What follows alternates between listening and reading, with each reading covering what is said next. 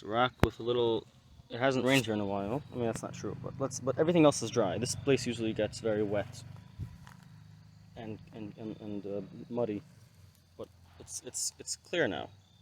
But that being said, there's still water in this rock, and it's very interesting to me.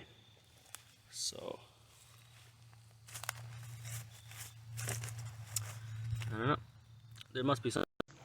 I accidentally pressed the volume key and stopped the recording, but what I was trying to say was that there must be something that I could do with this thing. It looks so interesting. There has to be something I can come up with from it. So I let it sit in my head, and eventually I came up with an idea of a symbiosis that would happen on such a rock.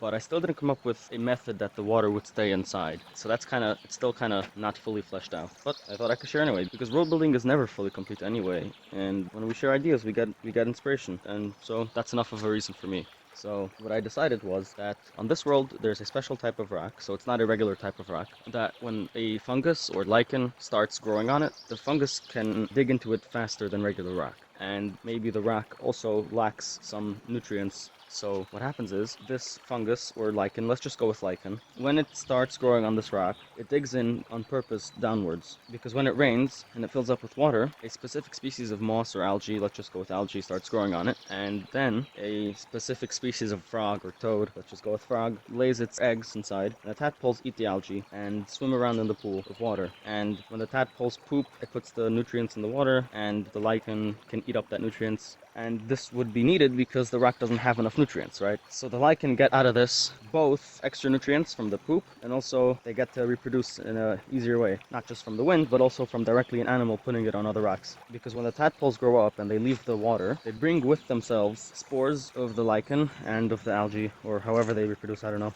And then when they travel around the land and they happen to walk by in other rocks, they lay the spores of the lichen on the rocks. And then when they go to another pool to lay their eggs, their tadpoles inside, then they drop some algae in the water, and they drop some other lichen in the water, and so that's how the cycle continues. The algae get out of this that they also get to reproduce, and they have a guaranteed pool of water where they can grow in, and guaranteed nutrients from the lichen. The lichen would release nutrients into the water for the algae to grow, and the frogs get a place to grow up and algae to eat, so it works out very well.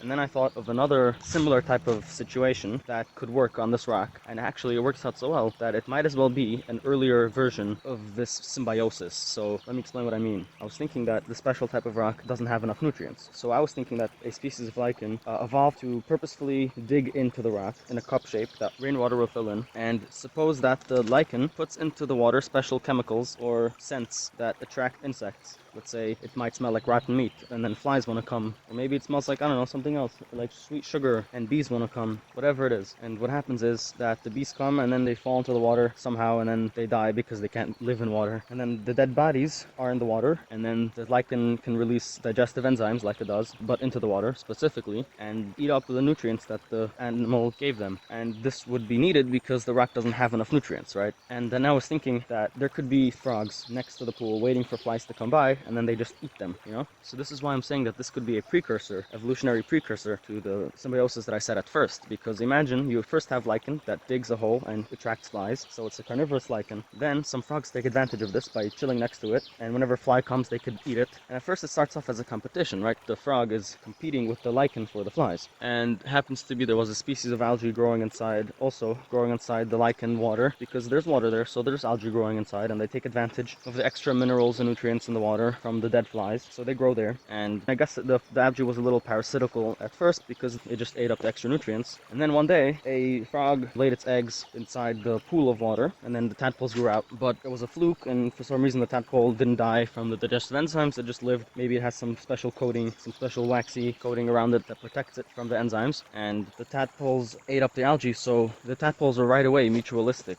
with the lichen because they were eating up the algae that was stealing the nutrients. But then, because of the way things are, many times when you have in nature, you have parasites, the symbiotic relationship just evens out and it becomes a mutualistic relationship instead of a parasitical one. That happens sometimes. So it could have happened here too. So it all became a three-way mutualistic symbiosis where the tadpole eats the algae and poops in the water, and the lichen started relying on the poop instead of the flies. And so the algae, they have a guaranteed pool of water where they can grow in, and guaranteed nutrients from the lichen. The lichen would release nutrients into the water for the algae to grow because the tadpole eats the algae and poops in the water, and tadpoles have somewhere to live, something to eat, and so it all worked out at the end of the day.